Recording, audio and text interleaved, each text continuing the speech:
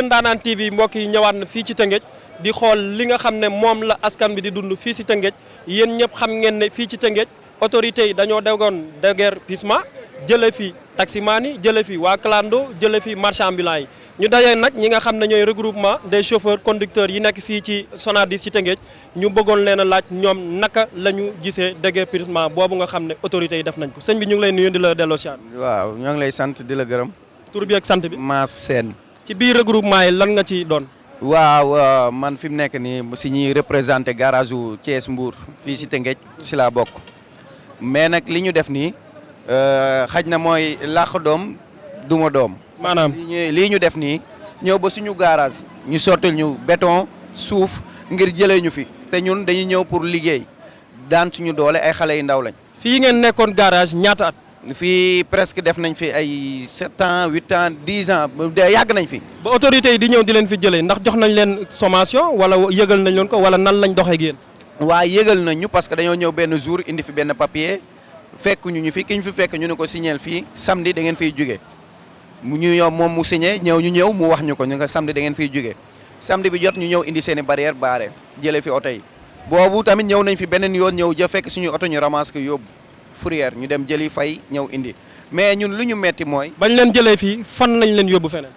yóbbuwuñu fenn. kon dañ leen a jëlee fii ba noppi bàyyi leen ak seen bopp. waaw dañ ñoo jëlee fii bàyyi ñu ak suñu bopp ñun ñooy dem di topp si ginnaaw di dem di waxtaan ak chef de quartier yi pour ñu ñuy may ñu taxaw ay benn oto ñaari oto fii ñu taxaw nii benn oto lañ fiy taxawal ñaari oto yi si des dañuy dem fu ñu xam ba ak dem gaare. kon déguerpissement bi ñu def gàllankoor la ci yéen. gàllankoor bu mag parce que doomu aadama mënoo ñëw daal di ñëw jële ko te utaloo ko fenn fu mu taxaw te nga ne da bëgg mu liggéey kon bëggoo mu liggéey boo bëggoon mu liggéey da nga jugal fii demal nga taxaw fee kon léegi nag ñàkk a bëgg ñu liggéey mooy jugeel fii te utaluñ la foo taxaw utaluñ la lenn luñ la defal kon kooku dafa bëgg nga dem sàcc ji loolu lañ ñu bëgg suñu oto yi bu ñu demul Mbour demuñu Thiès demuñu fenn kon lan la ñuy def dañuy dem agressé wala dañuy dem sàcc. mbokk yi jërëjëf gis ngeen ko noonu chauffeur yi noonu la ñuy continuer wéy ak yéen xool ñeneen ñi nga xam ne yëfi impacté na leen neex na leen u naqari na leen di ngeen ci xam dara ak seen chaîne YouTube Kër Ndaanaan TV Kër Ndaanaan TV seet si woon leen anal yan kàddu ngeen ñuy dénk.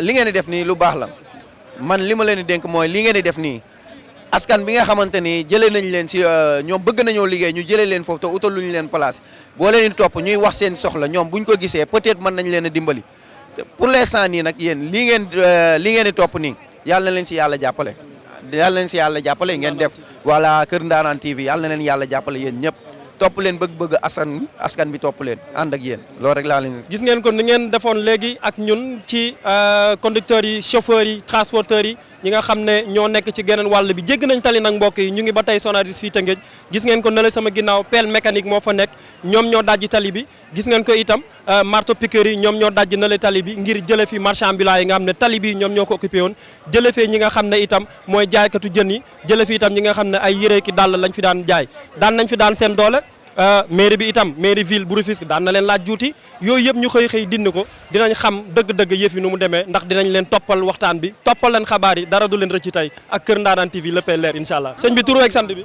man maa ngi tudd Babacar Ndaw. lan nga doon ci marché bi fii. marché bi ab commerçant laa fi. lan nga ëpp looy jaay. man maa ngi jaay ay chaîne montre. waaw tali bii nii dafa mel ni yéen lañ fi jëlee. waaw ñun lañ fi jëlee de. daa mel ni xabaar bu neex la ci yéen. neexul kay. lu tax. nu muy neexee ñu ne saa yi ku ci nekk tey kër nga yor sa njaboot di leen dundal te fii nga yaakaar pour dundal leen ñu jëlee la fi léegi foo jëm teguñ fi dara. bañ leen fi jëlee fu leen yóbbu. yóbbuñu fenn. yàlla xam na ko. kon dañ leen a jaay doole. doole kay la ñu jaay. doole la ñu jaay kay. ba foog ne état bi wala mairie bi wala préfet jox na leen sommation. joxuñu dara joxuñu sax sommation dañoo xëy rek ñu jëlee nu fi. loolu garaaw na ci. yàlla xam na ko noonu la demee amuñu benn yërmande ci ñun waaw état bi daal amul benn yërmande ci ñun rawatina maire bi nag. waaw waxal de. looloo fi nekk. léegi yéen fan ngeen nekk comme que ñun daal instant yi ñun daal nekkuñu fenn ñun daal ñu ngi nii di teew ko daanu suñ xëyee lal ñu laali ñu sànq lañ fi jaar laali ñu. waaw utuñu fenn fu ñu ragaase. daan ngeen fay ñaar fukki chaque jour ñu fay 100 francs kooku kay saa ba léegi sax dañ koy fay.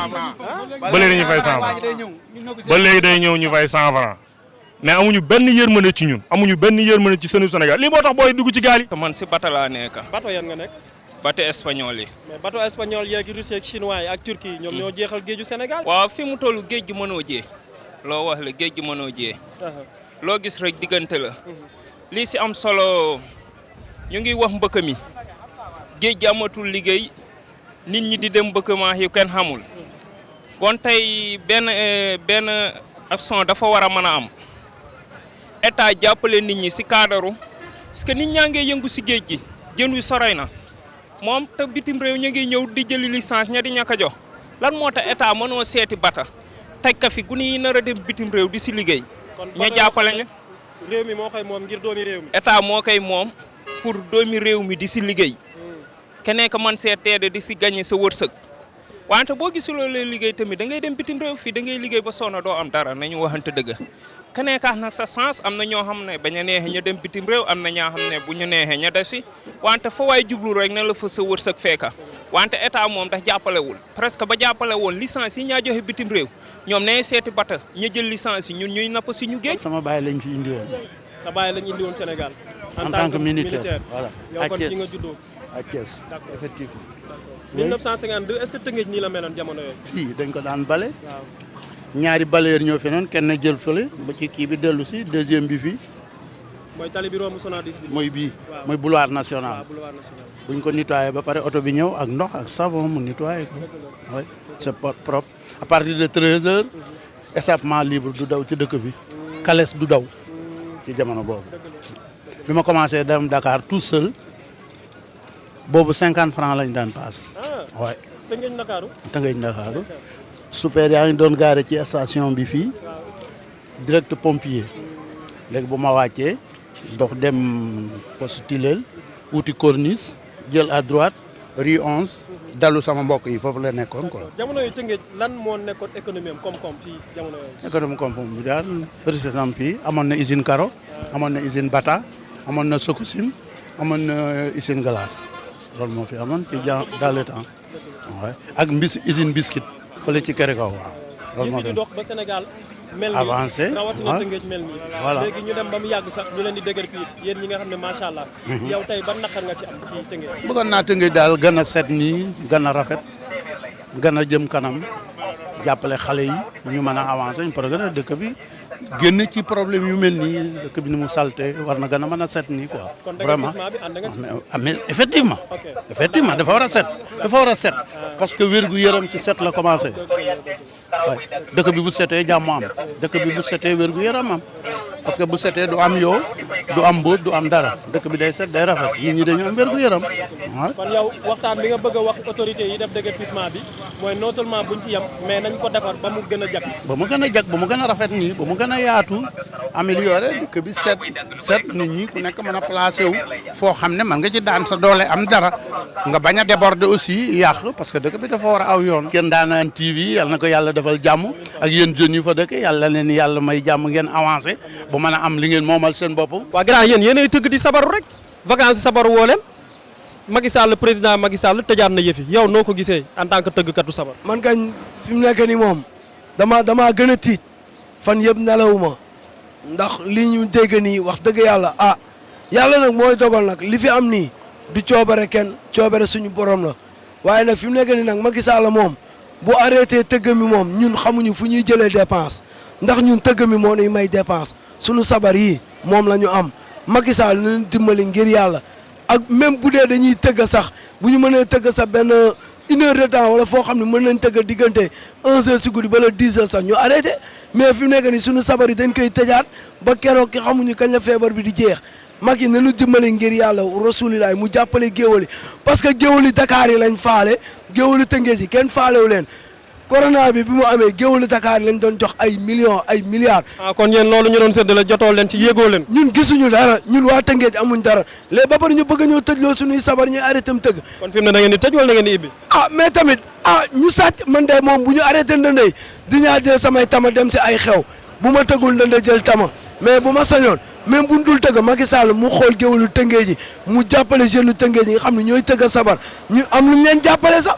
yëf yi ñu tëj fii ak déguerpissement bi fii biir Tëngéej yow noo ko dundee. waaw ñun noo ko dundee wax dëgg yàlla moom nee nañ dañuy defar 2 voies yoon la nag dëgg la nee nañ dañuy defar 2 voies mais à plus que bala ñu koo baare sax ñu xaar ba gas mi àgg quoi mu joog a ñëw fii plus que ñu soo koy arrêté mais instant yi tëj nañ ko de instant yi foo amatoo sax foo jaar ñun dañuy jaayante nekk si jaaykat nii te duñ la sax may yenn mooy loolu noonu dañ koy jaayante rek léeg-léeg sax ñu siy xuloo ak ñoom wala ñu siy xeex ak moom. kon bañ leen dëgër piré da ngeen dugg ci biir marché bi ngir mën fee gaare seen i oto. la fa demee instant suñu oto yëpp si biir marché lañ nekk parce que ñun si territoire yële lañ daan gaare si garage yi mais instant amatuñu benn garage. kon yéen ak marché ambulant yeeg jaaykat yi fi nekk mbëkkante la rëkkante. instant kay ñëpp mbëkkante la rëkkante instant kay wax dëgg yàlla tëngee tar na sonn nañ trop.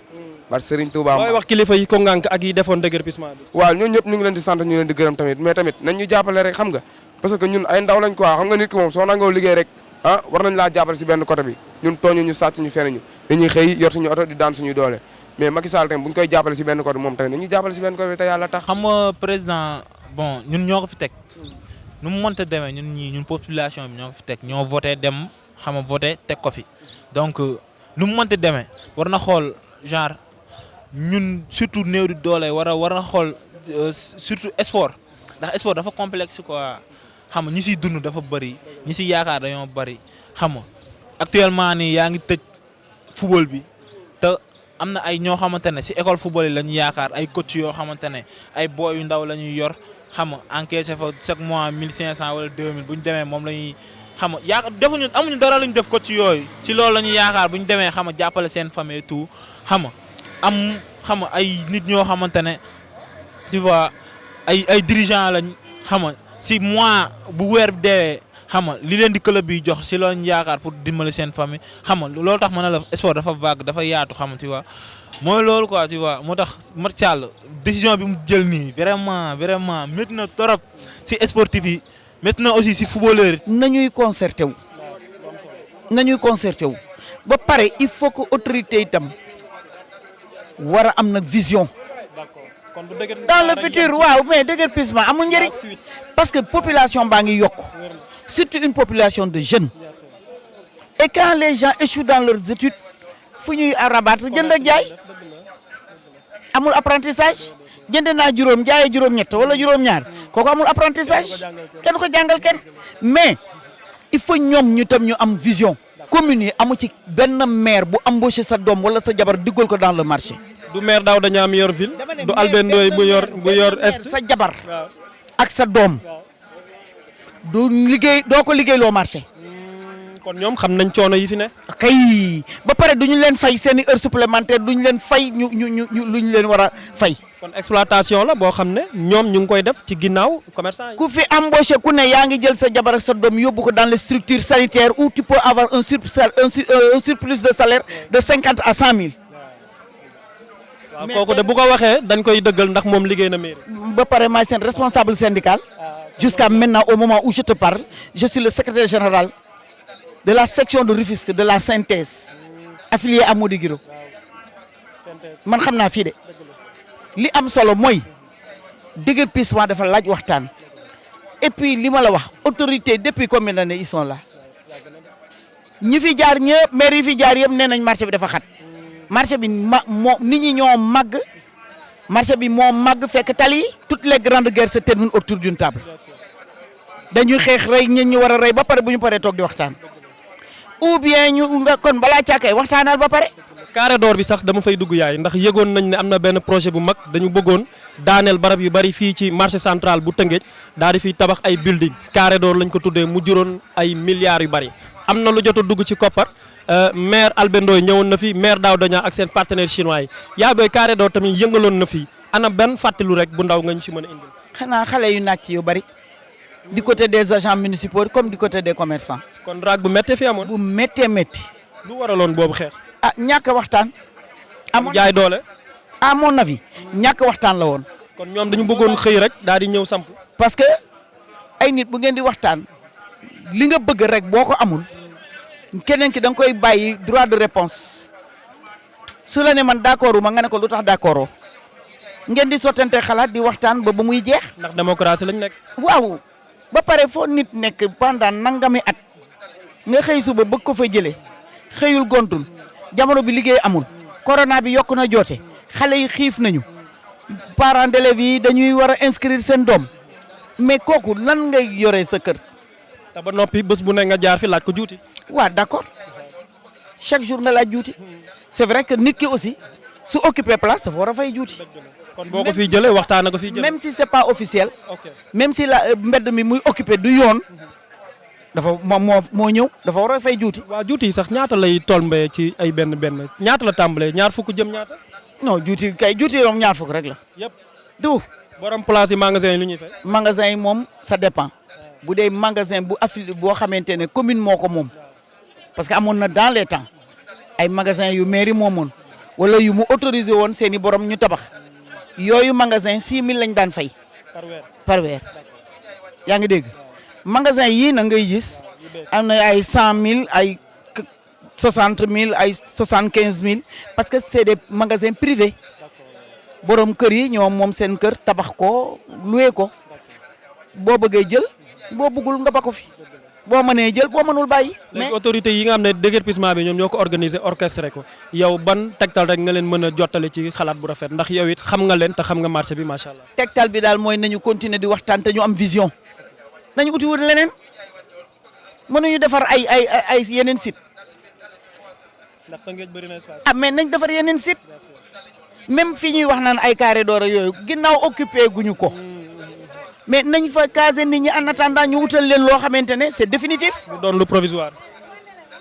actuellement nii mën nañ ut lu provisoire ñi ci tali bële ñoom ñëpp ñu déguerpir leen ñu limiter marché bi mën nañ ko limiter parce que boo xoolee élèves yi bu ñu wàccee li xale yi di daj ak commerçant yi ñu jaxasoo bi dafa metti da ngay uuf sa jaboot uuf sa jëkkër uuf sa mbokki jëkkër ba pare dans ta vie professionnelle tu réussis.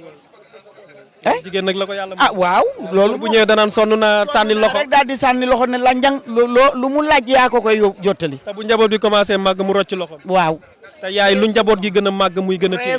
très souvent bu njaboot gi màggee baay bi dafay ber daaraam bon au Sénégal sax da ngay takk jabar ju ndaw ñaareel dem féetoog moom bàyyi sa aaw ne la say doom nañ la yor alors donc xam nga. contrairement ay nasaraan ñoom du ñu def noonu. fekk na ñu waajal seen doom. waaw waajal nañ seen doom ba pare boo amee 18 ans ñu libéré la peut-être que à un moment donné ñun loolu ma antanuñu ko sunu xol antanu ko parce que man xam nga sama doom bu jigéen man ma ko bàyyi à l'âge de 18 ans naka dama uti foo dëkk parce que yar yi du ñu benn jikko yi du ñu benn en tout cas li wérte wóor daal mooy daal dialogue man daal c'est ce que je prône nañu continuer di waxtaan ñu am vision.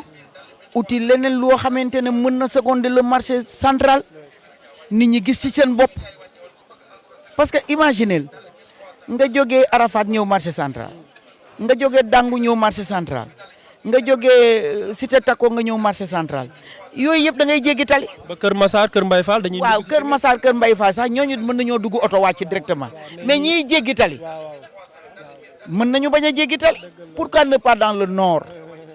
taxawal fa un marché mais xam nga lu ma contre aussi marché bu ñaan moderne nga naan ay cantine 300 millions 50 millions ay cantine 70 millions mais kooku un simple ambulant mënu ko am. te marché Arafat da nga ne le ay cantine nekk fa espace nekk fa ñu lànk bañ koo defar ngir commerçant yi. c'est très mal fait.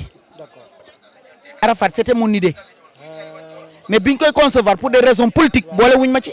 d'accord kon dañoo jël sa xalaat defee ko ñoom. ni comme man tam binduma ko woon ci kayit ci xel rek laa ko waxoon ñoom biñ koy concrétiser boole wuñ ma ci plan bi waaw ñu sempi ma pour des raisons politiques alhamdulilah moo tax itam de ma ne mu nga nee tëdd te illaa yow mi dina yéex a baaxaat de parce que il faut que sur le plan technique ñu liggéey ci liggéey bu am solo pour mën a dimbali mais ñi dëkk Arafat même mais sant yàlla boo fa jógee boo jubalee nii moo gën a gàtt ci yow nga ñëw ba fii nga dem Arafat moo gën a gàtt moo gën nga jéggi tali mais il faut que ñu concevoir commerçant yi bu ñuy liggéey marché nañ ci boole commerçant yi xamuñu njëgu du jënd ak jaay rek la ñu xam de voyager nañu fu ne commerçant yi ngay gis nii xool nañu yeneen réew am nañu expertise nañuy waxtaan nit ki on l'a dit tout ce qui se fait pour moi sans moi se fait contre moi ah commerçant nag am nañu expertise locale am nañu expertise sur le plan international parce que jëndi nañu bagage fu ne. métti rek lañ ko dundee parce que nit ki amul lu may doomam ak njabootam ak famille am ñoom ñëpp ñu jóg utali bas solon wala bas sax muy lu métti si jaboot ju ne ñenn ñi dañuy toog ba si yàgg rek ñu óole ne seen doom deene depuis loor ñeneen ña ngi toog xamuñu seen doom su lu ñu nekk te boo demee ñu bari gaañu nañu muy lu metti nu bëgg nag autorités yi ñu dimbali secteur informel parce que secteur informel dafa nekk secteur bu bari jafe-jafe bari problème fu mel ni benn exemple mën naa ko jël si marché bi képp koo xamante ne ki jàng ba jàngatoo da nga fiy ñëw di liggéey képp koo xamante ne sëy nga tàggoo amatoo loo def da ngay ñëw di liggéey di jaay di jënd couche bu ne mu ngi fi jàngoro bu ne mu ngi fi parce que kenn ku nekk ak la ngay jànkonte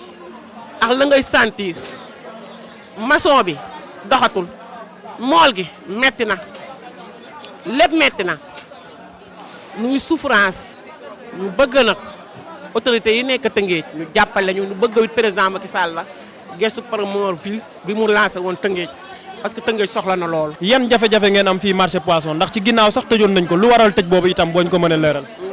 marché bi moom ba ñu ko tëjee yàgg na à part tëj boobu kenn tëjaatu ko bi commune bi tëj ñëwee rek lañ ko tëj chaque dimanche commune bi moo ñëw chaque dimanche dañuy nettoyer marché pompe bale kenn du jaay bu lëndee bu ñu xëyee du ñëw liggéey mais à part ça kenn tëjul marché bi parce que mool yi feebaruñu jën yi amul feebar parce que géej gi dafa sell dafa lew gis nga jën bi si loo lekk sa produit chimique da ngay gis mu tëmb si kaw dee kenn du ko utiliser parce que géej ku si gaañu kenn du la sangaat dañ lay jullee débbal yàlla suñu borom géej gi dañ siy jàpp dañ siy sangu dañ siy naan dañ siy def lépp parce que géej dafa laab lu si dugg te bokk si day génnaat.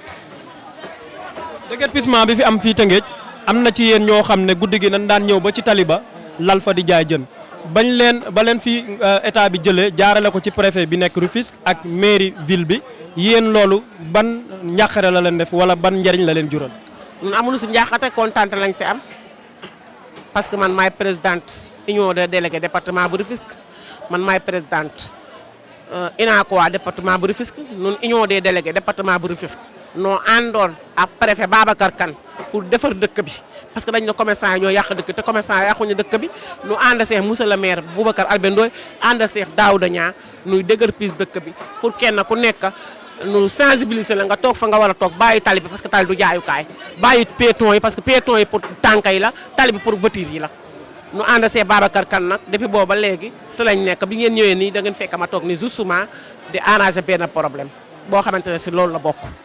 kon yëf yi am na ay problème yu sew sewaan yu mujj. am na problème yu sew sewaan yoo xamante ne yi nu ngi koy jànkonte parce que loo gis tamit da war a am suivi parce que bu préfet wàccee sur le terrain ba liggéey li mu liggéey ànd ak délégué yi ànd ak président yi marché ànd ak jeunes yi ànd ak femmes yi ànd ak ñëpp nu déguerpir marché ba ñëpp def léegi dafa war a am suivi mooy lan maanaam dañu yónnee ñetti policier wala ñaari policier yoo xam ne dañu nekk fi problème bu fi am urgent ñoom ñu mën a intervenir mujjee si jàmm ak salaam. kon bañ déguerpir ba noppi dañoo bàyyiwaat place ba noonu bàyyi leen seen bopp. déedéet kenn bàyyiwu leen parce que fi mu nekk dañuy ñëw bu ñu ñëwee dañuy dàq bu ñu leen dàqee bu ñu wàccee dem añi ji pause bu ñu laa ñëwaat fekk ñu lelaat fa. loolu lañ fi daan fekk jamono yi laata ñuy déguerpir. loolu ñuy xeex nag pour mu bañati fee am. Oui, c'est Madame Dioum, principale du CEM Abdoulaye Sadji CEMAS, nouvellement affectée ici. Bon, j'ai trouvé la ville une ville intellectuelle où il y a beaucoup d'écoles.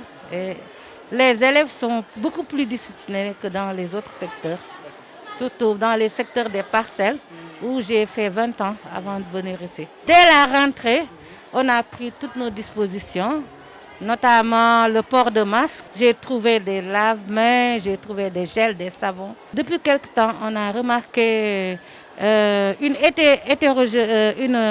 un milieu très disparate. Il y a un melting pot. Il y a beaucoup de gens, si on fait une étude sociologique, il y a beaucoup de gens qui ne sont pas originaires de Rufisque, qui viennent émigrer ici. On a peut-être des problèmes au niveau des élèves. Le niveau est disparate. Mais au niveau des professeurs, moi j'ai trouvé, franchement, sans embâche, j'ai trouvé un personnel dynamique et dévoué, qui veulent vraiment faire réussir les enfants, quel que soit le niveau bas. Ici, les élèves veulent étudier. Mais le milieu est hétérogène. Voilà, c'est ça que j'ai constaté. C'est différent dans les années 60 où on voyait la crème d'intellectuels. Le niveau est devenu hétérogène. Donc, c'est à nous, en tant que pédagogues, à essayer de harmoniser la situation, chercher à rendre les élèves beaucoup plus la qualité de l'enseignement, à travers la qualité de l'enseignement, essayer de rendre les élèves au niveau normal, quoi.